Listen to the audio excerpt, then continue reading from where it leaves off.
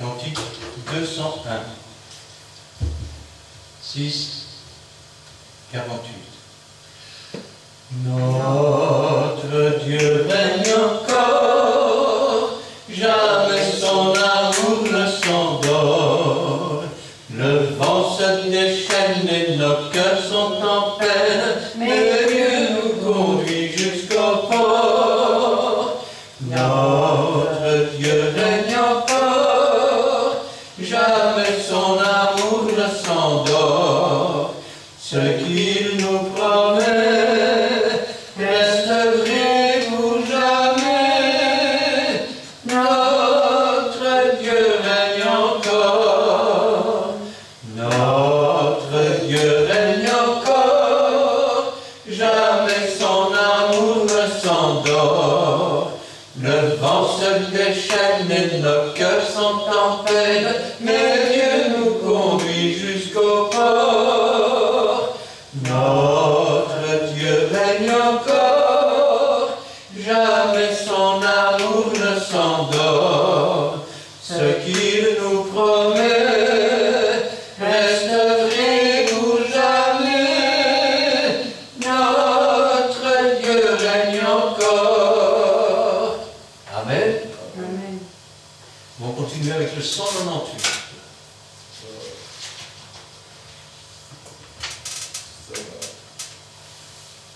4, 16. Ni par force, ni par puissance, mais par mon esprit. Ni par force, ni par puissance, mais par mon esprit. Que le fait dit je suis fort, tu ne craindras aucun tort.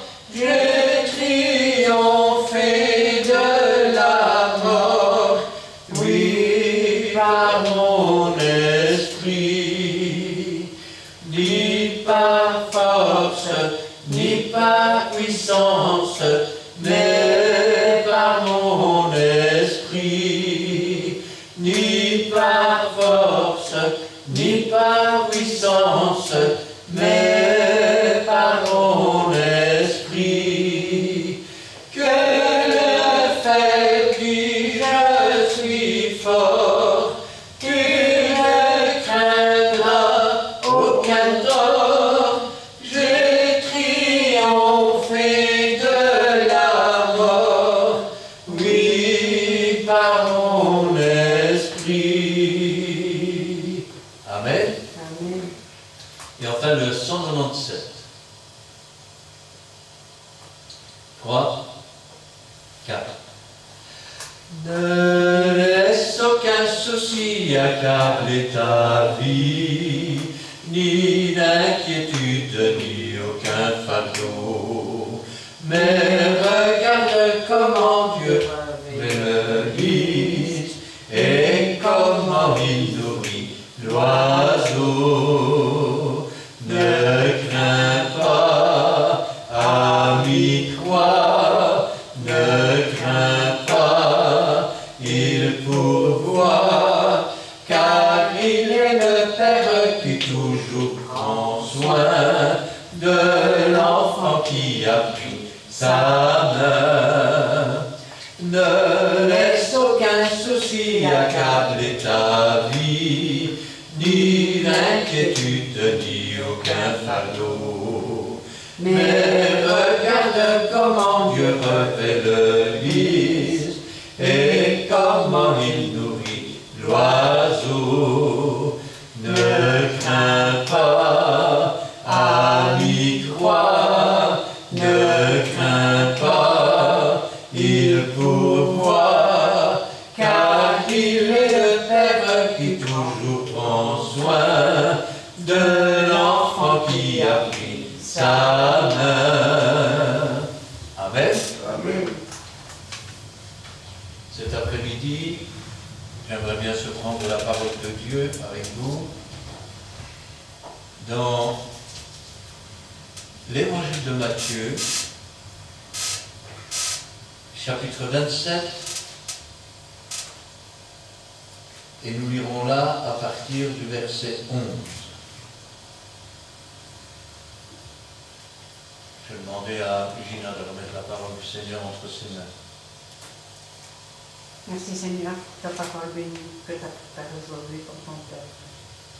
Viens bénir ton serviteur que tu t'es choisi et parti, que ce soit toi qui parles à travers lui, et dispose nos cœurs, Seigneur, afin que nous puissions recevoir entièrement cette parole, l'accepter, la méditer, mais surtout la mettre en pratique, non pas comme nous le voulons, mais comme toi tu le désires, mon Dieu.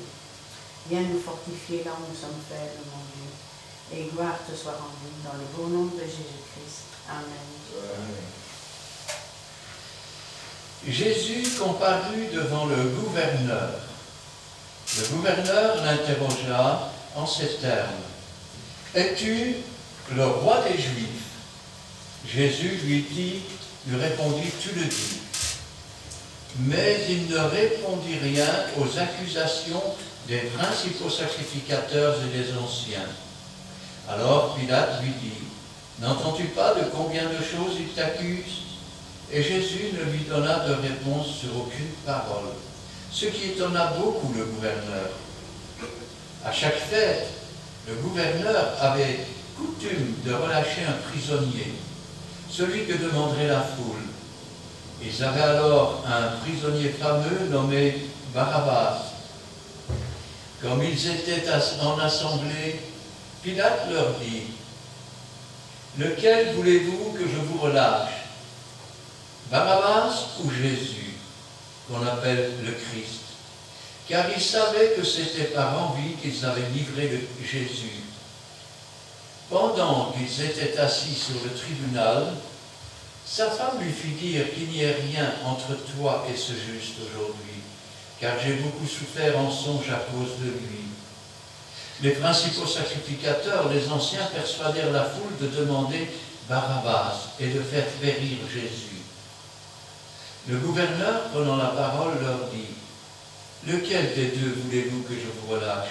Ils répondirent, « Barabbas. » Pilate leur dit, « Que ferais-je donc de Jésus qu'on appelle Christ ?» Tous répondirent, « Qu'il soit crucifié. » Le gouverneur dit, « Mais quel mal a-t-il fait ?» Ils crièrent encore plus fort qu'il soit crucifié.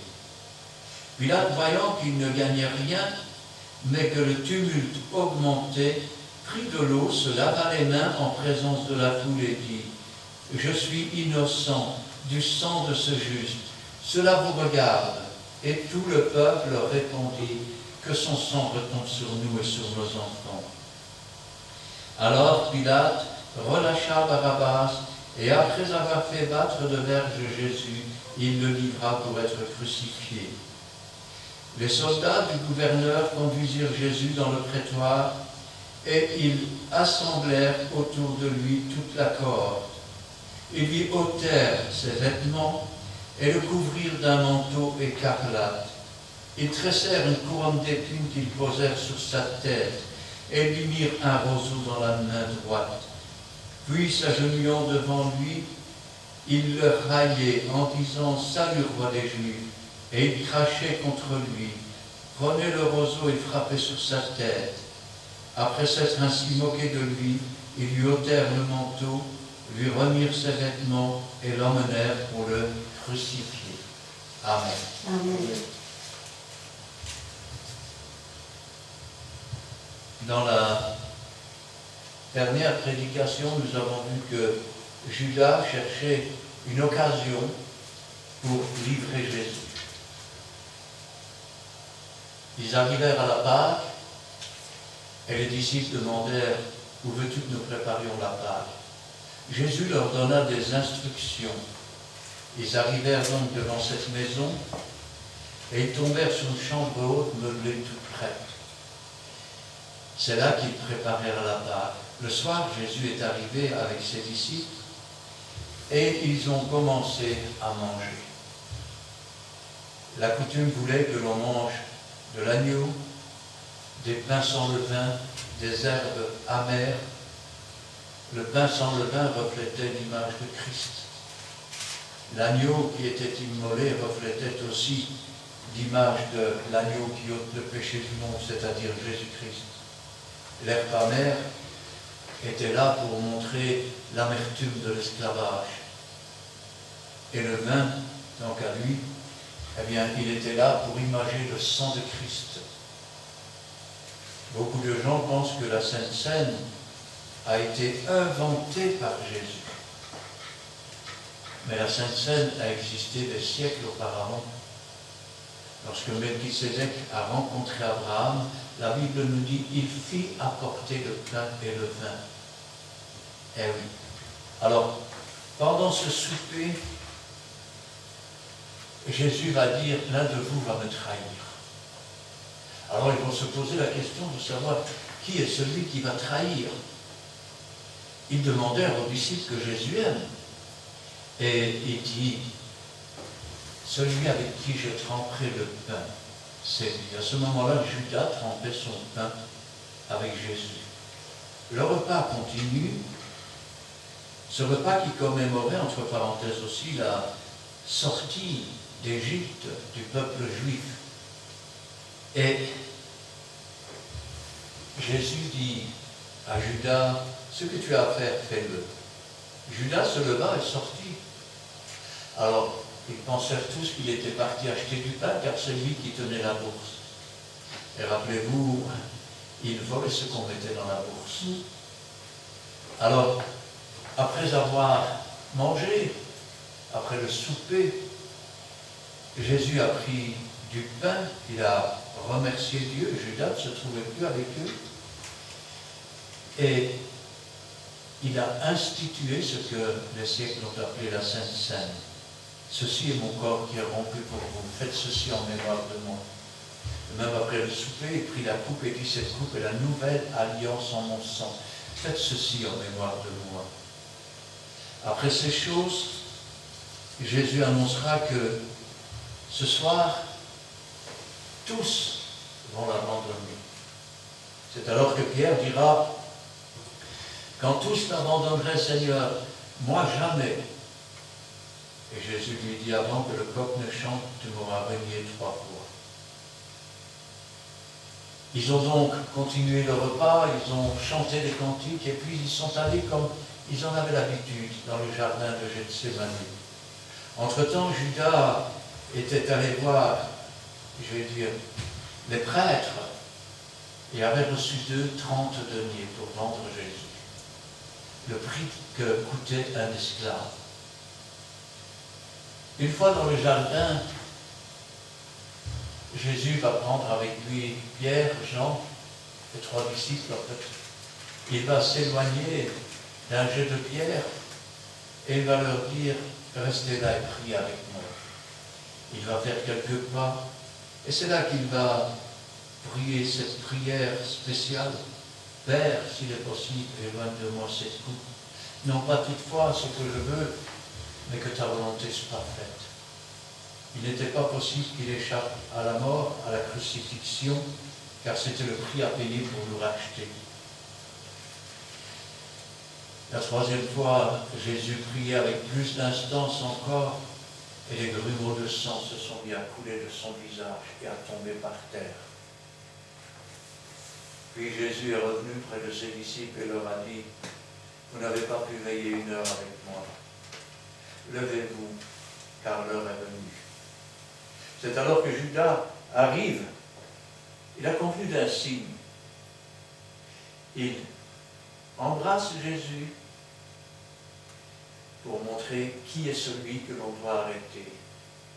Jésus les voit approcher et il dit, qui cherchez-vous? Jésus de Nazareth. Il répondra, c'est moi. En grec, c'est moi et je suis, c'est la même phrase.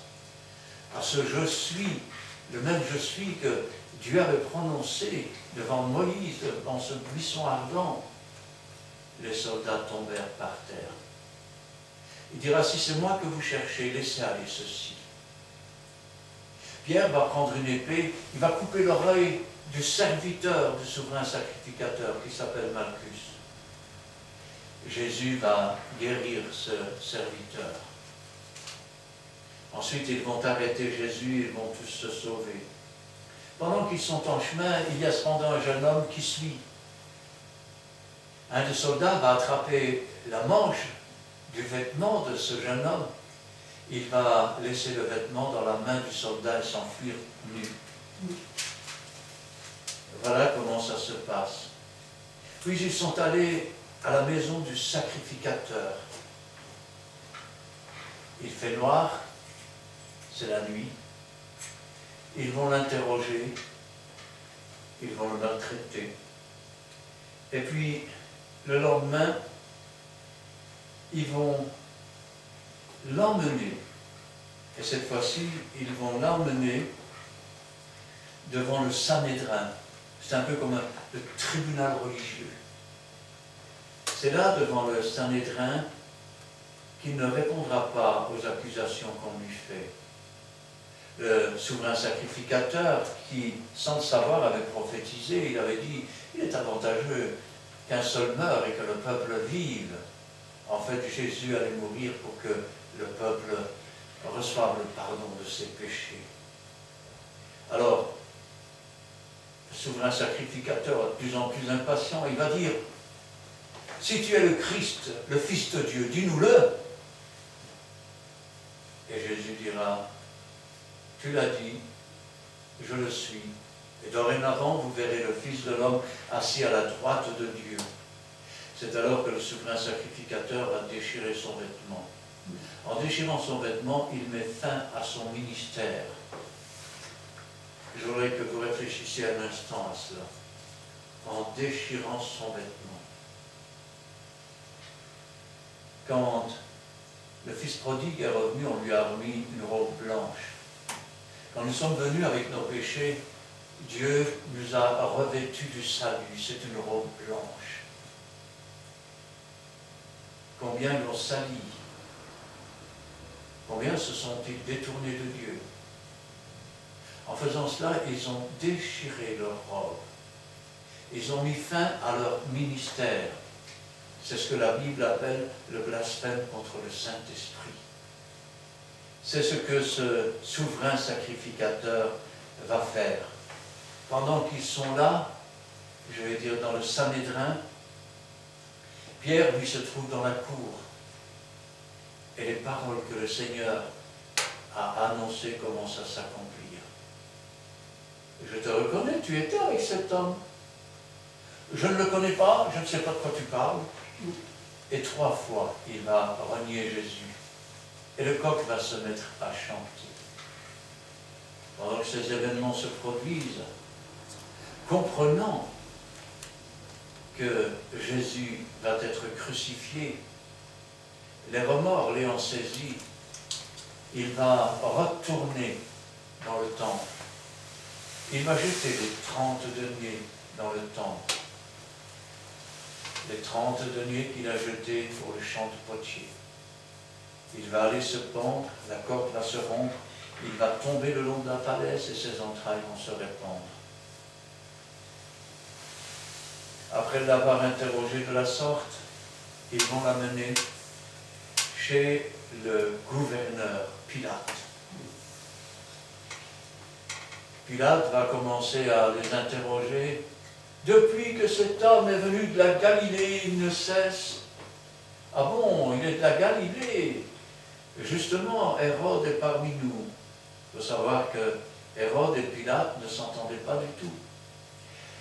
Alors, il l'a envoyé à Hérode. Hérode était tout content de voir Jésus arriver. Il le prenait pour un thaumaturge, c'est-à-dire pour un magicien. Il voulait le voir faire quelques tours. Mais Jésus ne répondit à rien. Alors ils se moquèrent de lui, ils lui mirent un manteau de pourpre et ils le renvoyèrent. C'est alors que Jésus se trouve une seconde fois devant Pilate. C'est d'ailleurs de là que vient l'expression, quand vous allez quelque part et qu'on vous envoie d'un bureau à l'autre, on m'envoie d'Hérode à Pilate. Autrement dit, je ne veux pas avoir affaire, va chez Hérode, Hérode. Et Pilate dira, Hérode me l'a renvoyé parce qu'il n'a rien trouvé en lui de criminel. C'est embêtant.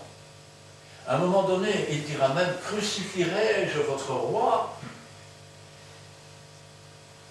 Et les Juifs répondront, nous n'avons pour roi que César.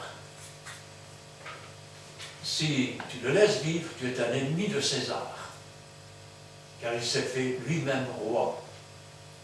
Tous les prétextes étaient bons. Sans compter que si la place était remplie, c'est parce que les prêtres avaient vite couru de maison en maison et avaient donné de l'argent aux gens pour qu'ils viennent occuper toute la place, pour que tous ceux qui occuperaient la place seraient automatiquement d'accord avec tout ce qu'ils diraient. Il ne se trouvait personne de neutre sur cette place, à part Jésus lui-même. Jésus comparut donc devant le gouverneur.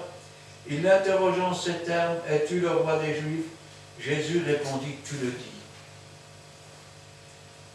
Aux accusations, à nouveau, il ne répond rien. Alors Pilate lui dit, « T'entends pas ce qu'on dit? Combien de choses il t'accuse ?» Et cela a surpris Pilate. Parce que souvent, les coupables, qu'est-ce qu'ils font?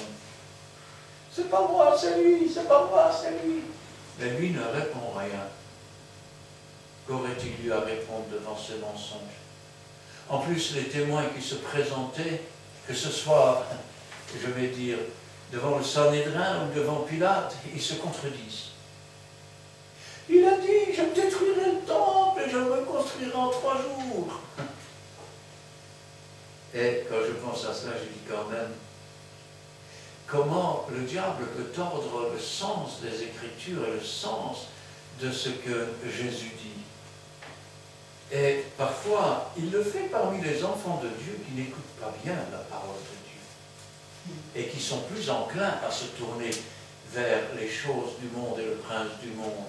Un jour, je me trouvais dans une église, pour vous citer que cet exemple, j'avais écouté la prédication de ce pasteur, elle était pas mal du tout, entre parenthèses.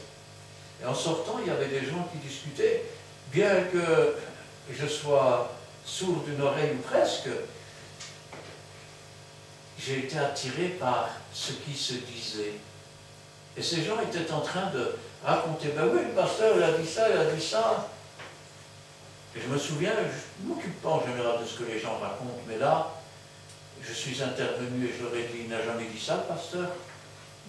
Le pasteur, il a dit ceci, ceci, ceci et cela. Voilà exactement ce qu'il a dit. Et pas ce que vous dites. Eh oui, ça veut dire que tout est transformé. Et quand je pense à cela, je pense aussi à une église pentecôtiste, mais de la vraie Pentecôte d'en haut.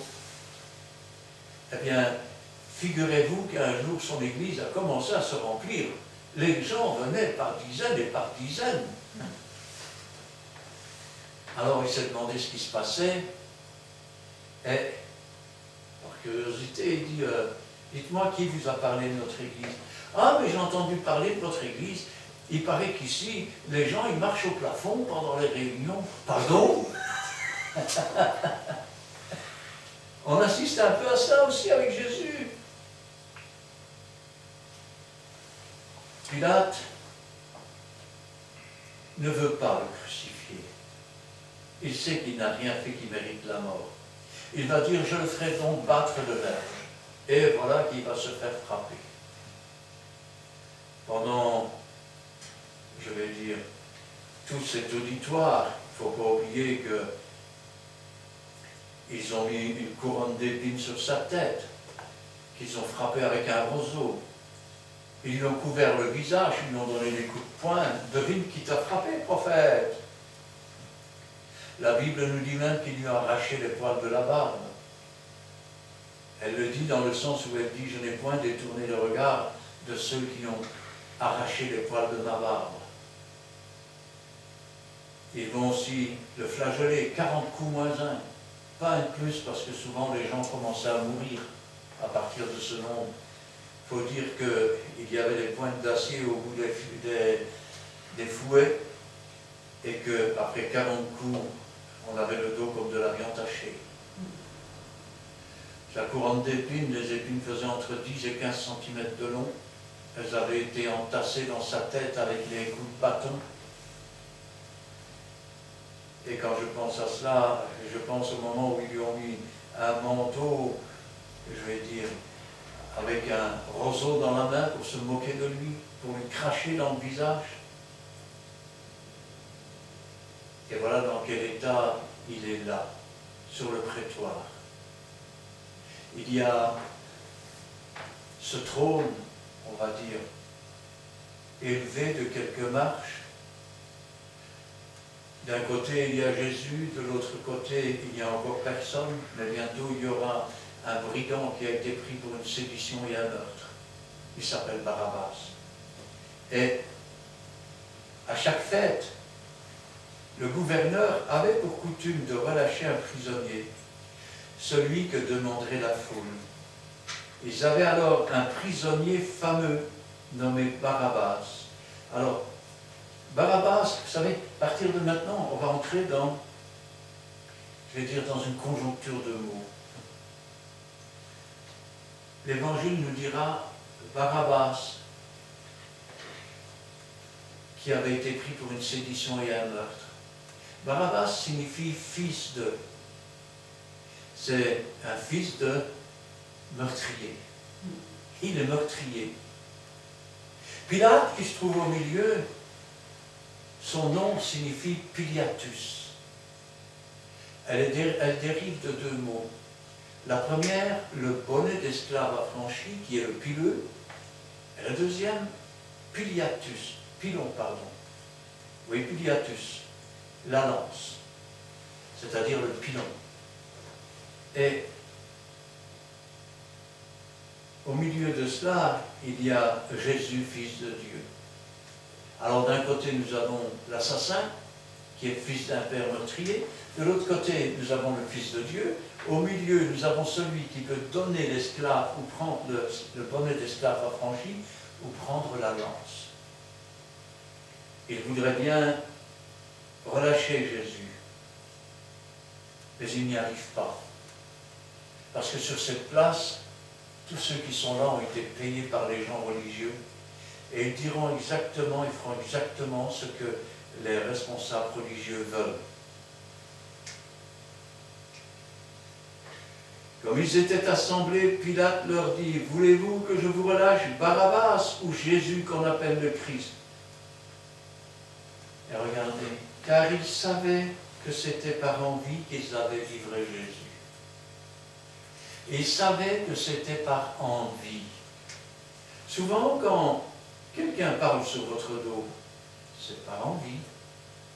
Eh oui. Souvent, quand quelqu'un, je vais dire, met des bâtons dans vos roues spirituelles, c'est par envie. Eh oui. C'est par envie qu'ils avaient livré Jésus. Pourquoi? Parce que Jésus ouvrait les yeux des aveugles, Jésus relevait les paralysés, Jésus ressuscitait les morts, Jésus guérissait les lépreux, Jésus faisait parler les muets, entendre les sourds. Eux ne pouvaient pas le faire et ne savaient pas le faire. Beaucoup d'églises aujourd'hui ne peuvent pas le faire, ne savent pas le faire. Et ils se disent, mais depuis que nos pères nous ont parlé des miracles, où sont-ils passés ces miracles? Et Dieu pourrait dire, depuis que je vous ai parlé de mes apôtres, de mes disciples, qui se sanctifiaient, qui marchaient dans la vérité, qui ne faisaient pas de compromis et qui ne se tournaient pas vers le mal, où sont passés mes nouveaux disciples?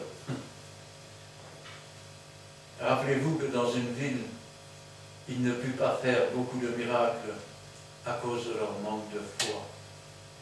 Qu'un prophète n'est jamais reconnu dans sa patrie. Ils savaient que c'était par envie qu'ils avaient livré Jésus.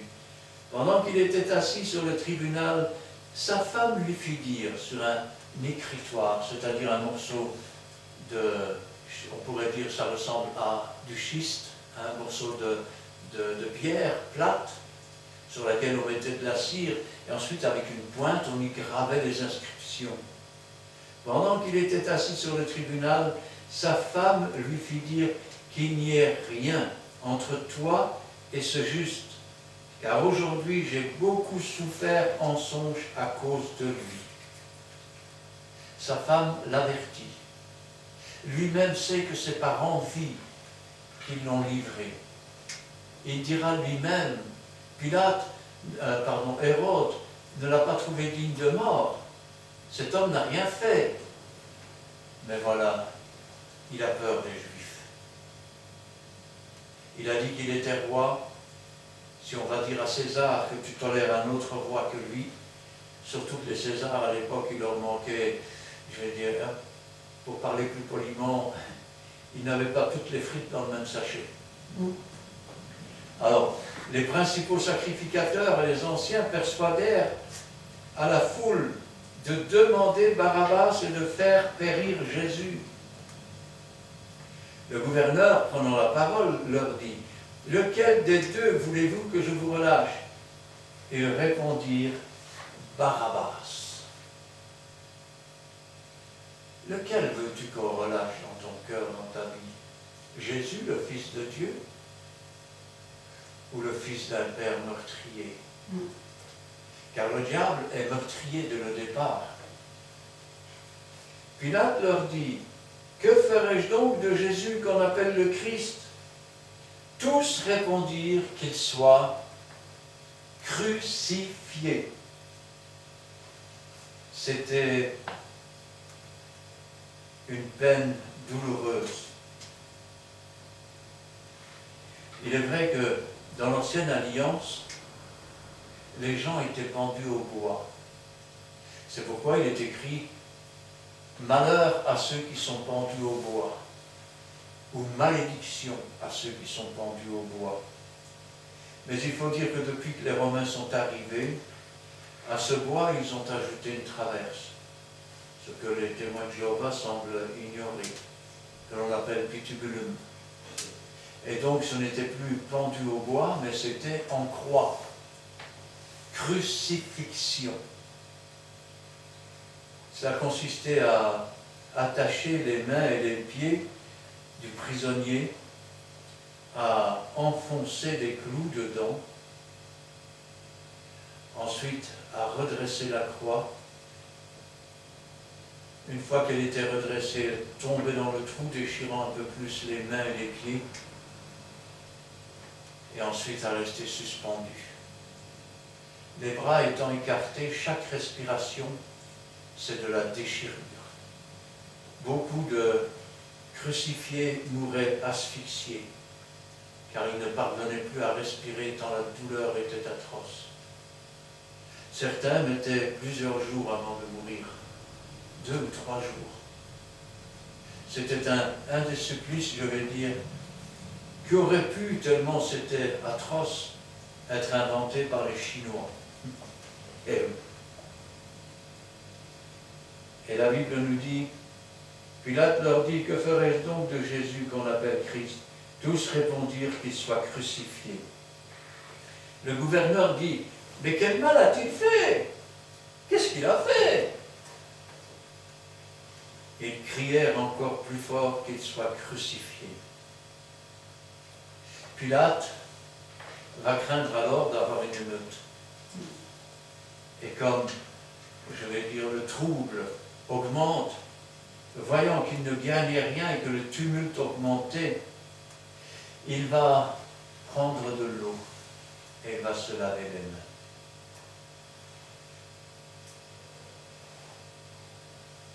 Combien aujourd'hui, quand ils doivent s'impliquer quelque part, disent « Moi je suis comme Pilate, je m'en lave les mains ».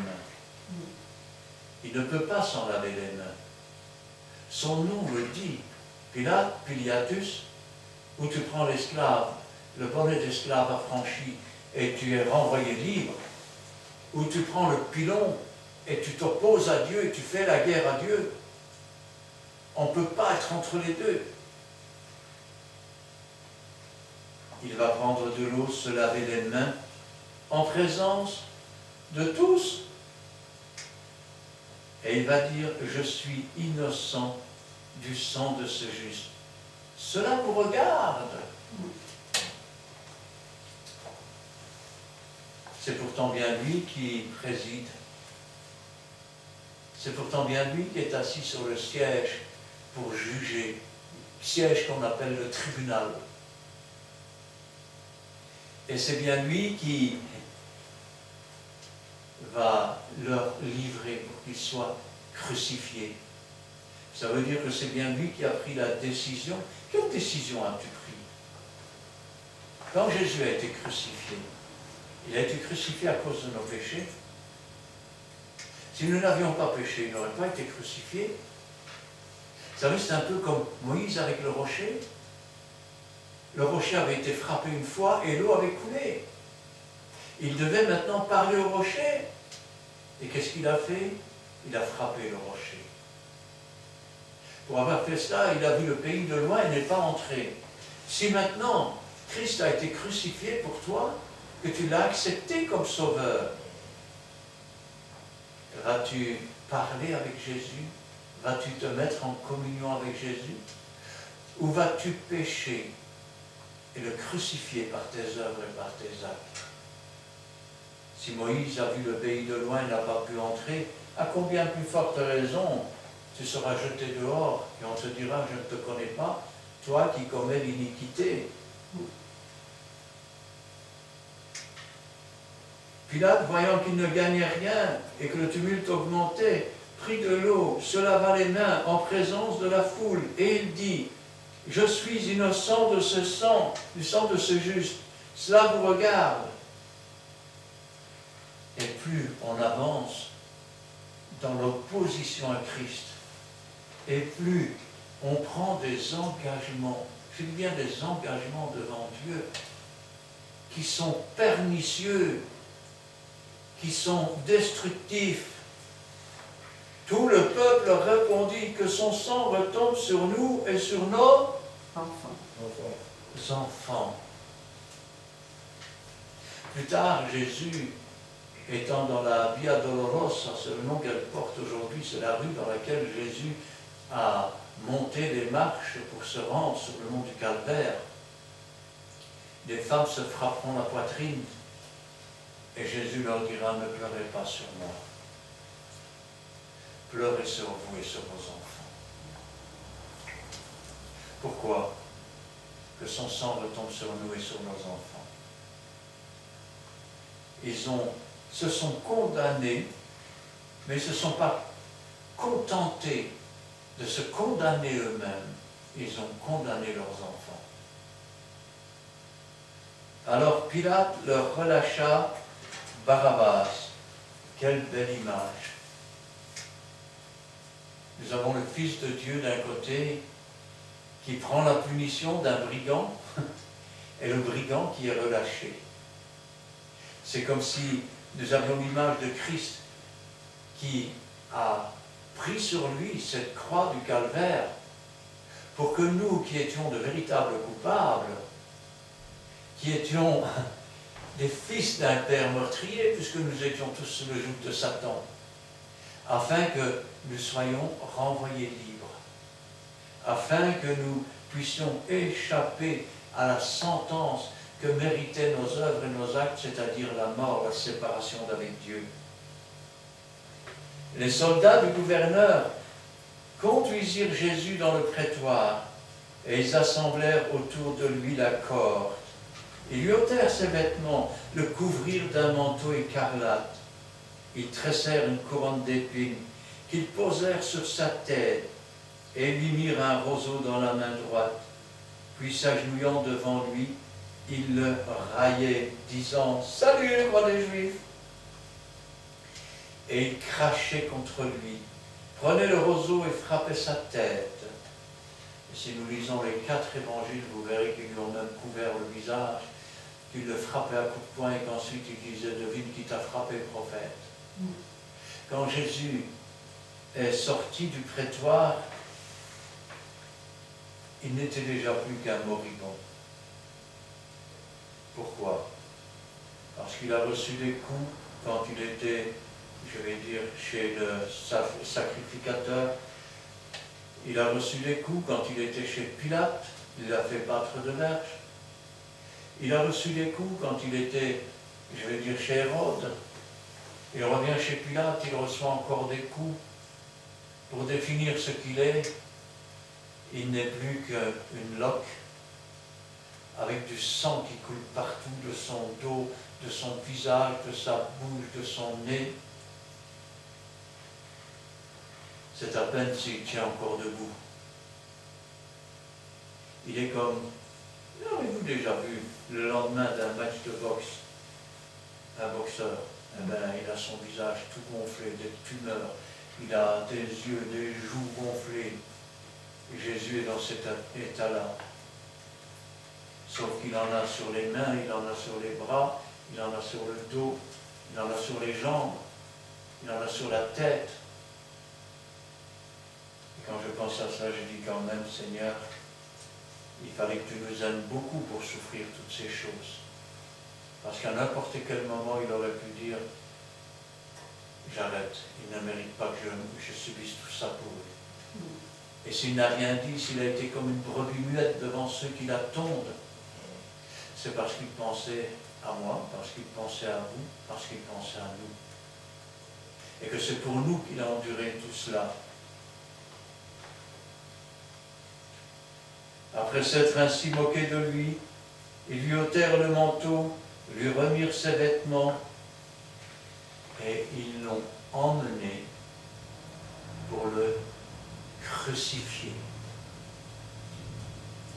pour mettre fin à ses jours. C'est sans doute la seule fois où Dieu le Fils était parfaitement d'accord. Jésus devait mourir. Sinon, pas de salut pour nous. Jésus était parfaitement d'accord, puisqu'il a tout enduré, tout accepté pour nous. Le diable était parfaitement d'accord avec ça. Il faut tuer le Fils. Comme ça, je prendrai la place de Dieu.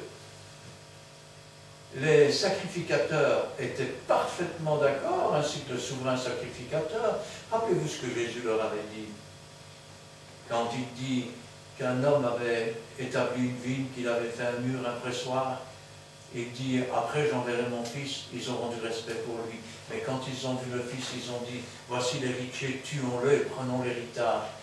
Ils étaient jaloux de lui, et ils étaient envieux, et ils voulaient prendre la place de Dieu. En tuant Jésus-Christ, ils pensaient ainsi, je vais dire, acquérir tous les biens de Dieu. Ils l'emmenèrent pour le crucifier. Et quand je pense à ça, je dis, voilà ce que tu as fait pour moi, Seigneur. Voilà ce que tu as fait pour nous. Et nous, qu'avons-nous fait pour toi, Seigneur? Si le Seigneur nous montrait le film, ne serait-ce que d'une semaine dans notre vie, qu'ai-je fait pour Dieu? Qu'ai-je fait pour Jésus? S'il nous montrait nos dérapages, s'il nous montrait nos péchés cachés, rappelez-vous ce que dit la Bible, il est honteux de dire ce qu'ils font en secret.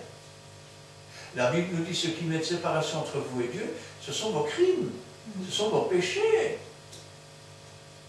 Si Dieu vous montrait le film, que diriez-vous après?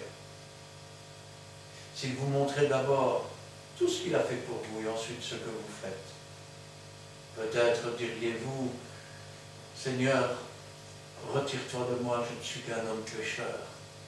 Seigneur, je ne suis pas digne d'entrer dans ton royaume. Si vous ne le faites pas aujourd'hui, si vous ne le faites pas maintenant, si vous ne le faites pas pendant votre vie, quand le fil de votre vie sera coupé, Dieu qui voyage dans tous les temps vous montrera Jésus mourant sur la croix. Quand il dit « Père, pardonne-leur, ils ne savent pas ce qu'ils font ».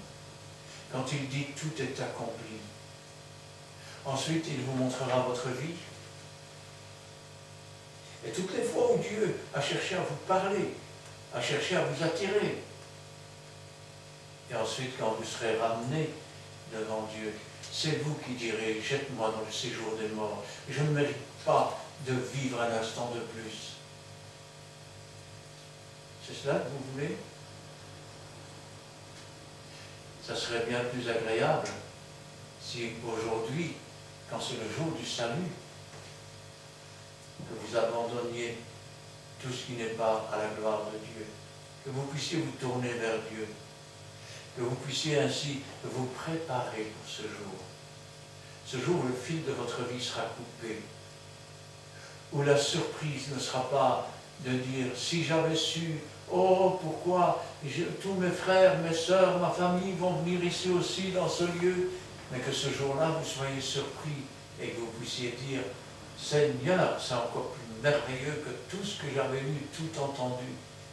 Mon oreille avait entendu parler de toi, maintenant mon œil te voit. » Et le Seigneur de dire « Viens mon bon et fidèle serviteur, viens ma bonne et fidèle servante, entre maintenant dans le repos de ton Maître. » Amen. Amen. Nous allons prier. Éternel, notre Dieu, notre Père, nous te louons, nous te rendons grâce. Béni sois-tu et gloire à toi. Ta parole est la vérité, ta parole est la vie. Tu nous rappelles, Seigneur, quelles sont les étapes que tu as subies une fois que l'heure des ténèbres est arrivée. Comment ils se sont jetés sur toi, comment ils t'ont humilié, comment ils t'ont fait souffrir, Seigneur. Comment toi, Seigneur, tu as pu supporter tout cela et accepter tout cela. Comment à chaque instant tu pensais à nous. Car si tu avais abandonné, nous n'aurions aucun salut. Nous serions tous bons à être jetés dans le séjour des morts, où il y a des pleurs et des grincements de dents. Mais tu as voulu nous réconcilier avec Dieu par ton sacrifice. Parce qu'aujourd'hui, tu es le véritable souverain sacrificateur. Tu es celui qui était et qui vient. Tu es celui qui est passé par la mort pour chacun d'entre nous, mais qui est ressuscité d'entre les morts et qui a vaincu la mort. Et cette victoire, tu veux la partager avec nous. Toutes ces choses ont été écrites pour nous instruire, pour nous corriger, pour nous exhorter. Et nous te remercions, Seigneur, car toute parole est bonne quand elle vient de ta parole et de ta vie. Que ta volonté soit faite dans nos cœurs, dans nos vies, et que toute la gloire t'en revienne. Gloire au Père, gloire au Fils, et gloire au Saint-Esprit. Amen. Amen. Merci Dieu puissant. Merci parce que tu as accompli tout cela pour ma personne. Tu as souffert pour nous. Tu nous as achetés par le sang de ta merci. Oh Dieu puissant, je suis très conscient. Père, mon Père, tout ça encore, d'ici cette alliance, Père Saint, des sons que tu as versés avec toi, nous voulons te dire merci, Seigneur, merci. Chose que Seigneur, que tu as fait. Tu as tout fait, quelque chose pour nous racheter. Et Père, parce qu'il a voulu nous retourner encore, ce sont nos propres crimes qui nous éloignent de ta face, Seigneur. Pardonne nos péchés. Pardonne nos faiblesses, Père Saint-Spirituel. Père, nous voulons que Père, nos corps soient disponibles, Père Saint. Que tu fasses de notre corps de son plantation du Saint-Esprit. Parce que Père, si je vous dis, Père Saint, nous pouvons nous souvenir, Père, de ce que tu as souffert pour nous. De ce que tu as sacrifié, Père Saint, pour nous racheter. Et nous sommes en tête de Père Saint, racheter. Nous te bénissons, nous te sanctifions, bénis toute famille qui est représentée ici. Bénis notre sœur, le Gina, bénis notre pasteur Christian, bien sûr. Père, nous voulons encore que tu puisses bénir notre chemin de retour. C'est pour cela, Père, nous voulons t'élever cette prière dans le nom précieux de notre Seigneur Jésus-Christ, notre Sauveur. Amen. Amen. Merci Seigneur pour cet instant béni grâce à ta présence. Merci pour ta parole d'aujourd'hui. Parole qui nous exhorte, qui nous rappelle et nous montre comment tu as souffert pour chacun de nous. comment tu t'es sacrifié pour nous. Car à la croix du Calvaire, tu as tout accompli pour chacun de nous. Comme une créature muette, tu t'es laissé condamner, tu t'es laissé crucifier, sans dire un mot. Ils t'ont insulté, se sont moqués de toi. Tu as reçu sur toi les crachats. Mais tu n'as pas bronché, car tu as voulu faire accomplir la volonté de ton Père, Dieu le Père, afin de nous délivrer de l'esclavage et de nous racheter de nos péchés. Oh Jésus, tu as tout accompli pour nous, pour moi, pour chacun de nous. Nous qui étions perdus dans l'esclavage. Et un jour, tu nous as tendu une main secourable et tu nous as lavé sur le sang de l'agneau. Gloire et puissance soit rendue, car tu es un Dieu merveilleux. Tu as reçu victoire. Tu as vaincu Satan à la croix du Calvaire. Tu l'as vaincu. Et pour cela, sois loué, sois béni, sois glorifié. Car tu t'es élevé et tu es monté à la droite de ton Père pour nous préparer une place dans ton ciel de gloire. Pardonne-nous nos péchés, nos iniquités, nos manquements, nos péchés oubliés. Nous mettons tout cela de ta croix, en sachant que dans ton amour, tu interviendras pour chacun de nous. Merci pour ton amour immense envers nous. Merci pour ta bonté infinie, ta miséricorde et ta compassion. Donne-nous de nous laisser guider par toi, Jésus-Christ, par toi, Dieu Tout-Puissant, par toi, Saint-Esprit, en respectant tes préceptes, tes commandements, en vivant et en mangeant chaque jour ta parole, qui nous fait grandir en toi, pour toi et par toi. Merci pour cette parole qui nous ravive. Merci pour cette parole qui nous conduit dans le droit chemin. Tiens notre main faible dans ta main puissante et guide toujours nos pas dans tes empreintes, car tu es tout pour nous. Toi, Jésus, qui t'es sacrifié pour chacun de nous. Donne-nous toujours t'honorer, t'exalter, t'adorer, toi qui es digne de louange. Merci pour cette parole d'aujourd'hui. Et donne-nous, Seigneur, de toujours élever nos mains vers toi, de crier à toi, de te faire entendre nos prières, nos supplications, nos requêtes. Car, du haut du ciel, tu vois tout et tu sais tout. Et le secours vient de toi. Bénis ton peuple ici présent, chaque famille représentée ici. Et donne-nous de te rester fidèle. Toi qui es 3 fois saint, toi qui es fidèle envers nous. Et donne-nous de mettre en pratique ta parole qui est vraie. Gloire et notre puissance soit rendue. Dans le beau nom de Jésus-Christ. Amen. Amen. Amen. Eh bien, nous terminerons avec le cantique numéro 196.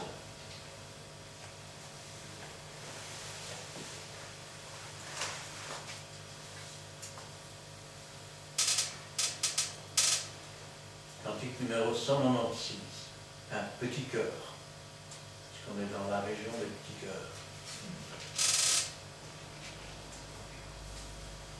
3, 4. Ne crains point, crois seulement. Ne crains point, crois seulement. Toutes choses sont possibles à celui qui croit. Regarde à ton Sauveur,